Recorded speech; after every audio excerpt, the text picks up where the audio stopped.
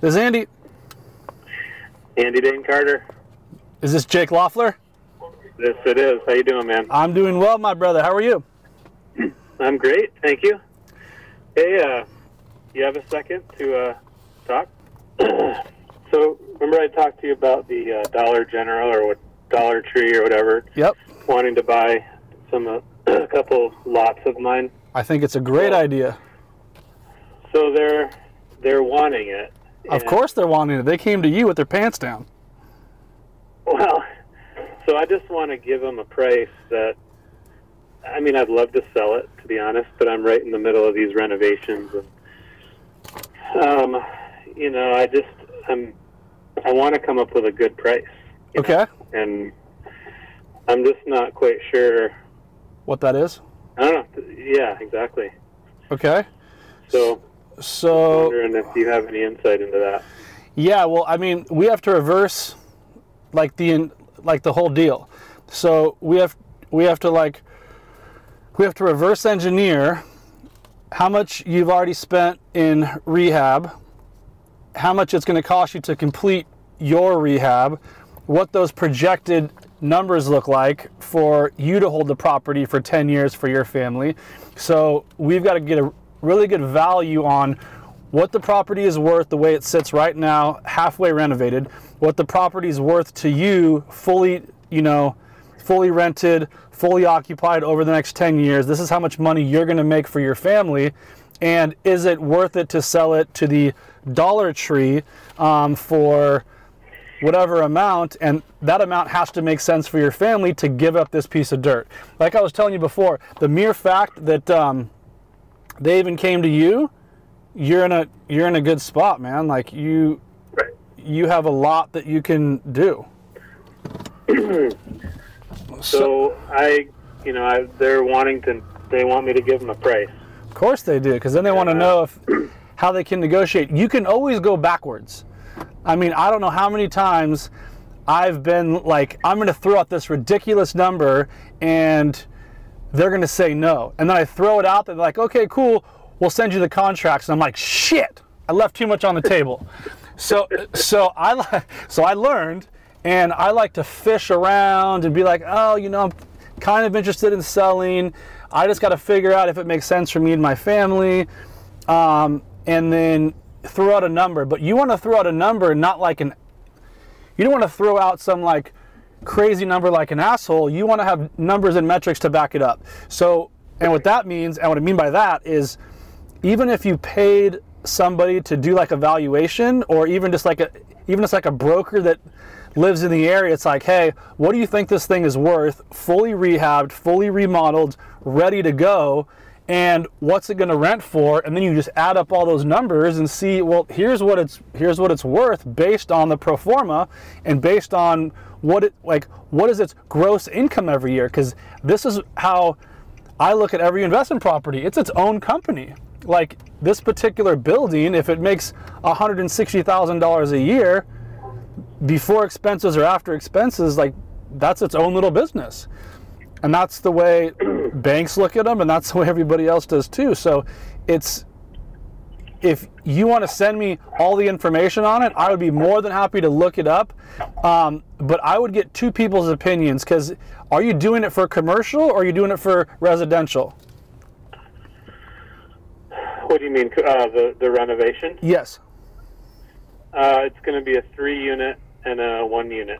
Okay, cool. So is it zoned for commercial, or are they going to have to rezone it? There's no zoning. I'm moving to Vermont. What do you mean there's no zoning? You know how many headaches I have around here with zoning? So you can just take something that's residential and turn it into commercial? In this particular town, yeah. I'm gonna fly out and see you. That's ridiculous. That's great. I didn't even have to get a building permit. Oh, dude, I'm telling you, Vermont and Maine, I'm coming for you. I'm coming that way. Well, this is awesome. So I just want to make sure that because the first thing that you come out with is going to be the way that you pre-frame this whole thing, and you know this. Like, you own a lot of businesses, you're a super smart guy, but it's what you come to the table with first, and your like what kind of energy do you have towards the sale? These people will smell it. If you're like a little, like, you know, horny that you want to sell, they're going to probably like have a pretty ridiculous counter. But if you want to send me the information, I'll run the numbers. I would get a commercial opinion and a residential opinion and put those things together, and then really put like a serious set of numbers together and say, here's what the property is going to be worth, because it's going to be super elevated. And then go, here's the number that I feel comfortable with stopping construction right now. You buy the property and take it as is, where is, and I want a 30-day escrow, and I want, you know, like 20% down, and the 20% down deposit goes non-refundable after 17 days. So they have 17 days to do due diligence and whatever everything else, unless they need like 30 because of the city, which it sounds like the city lets you do whatever you want. So, you know, it's kind of up to you. So, but I would. That's exactly what I need. So yeah, basically, I've got my broker that is my neighbor who lives in Johnson, who basically they came to him, right? And he brought them to me. Okay. And you know, he could be the residential guy. He just ran the numbers with me in like 2 minutes. Right. It's super easy. Came up with like you know, 350 to 400,000 is what, well, around the price of what I would, like an average price for what I'd want to ask, but I'd like to go way higher. Not way higher, but, you know, 450, maybe even 5, but I need to be able to back those numbers up. Right, and the only way, Jake, that you can actually back those up is a projected pro forma. And it annoys people, but you could say, look, I bought this property to rehab and rent out for my family as residential income as cash flow for my family. If you want to buy that from my family and take that income away, here's what it costs. Like, I'm going to make $200,000, $300,000, $400,000 over this property over the next 20 years. Why am I just going to give that to you? Like, if you really want it, like, let's make this particular property make sense. But $450,000 is like market, because if your broker came up with those numbers, that's market. I'd ask for 7, and then like try to get 6, and then you're like, okay, is it worth it for me to take the $600,000 now? I'm going to make $200,000 in 2017, but am I going to regret it in 2025? Right. So that's why I'm calling Andy Dane Carter right here. Right. So, but like I preach the long game, Jake, like crazy. Like, I'm going to try my darndest to never sell a piece of property I ever buy unless I'm exchanging it for something bigger.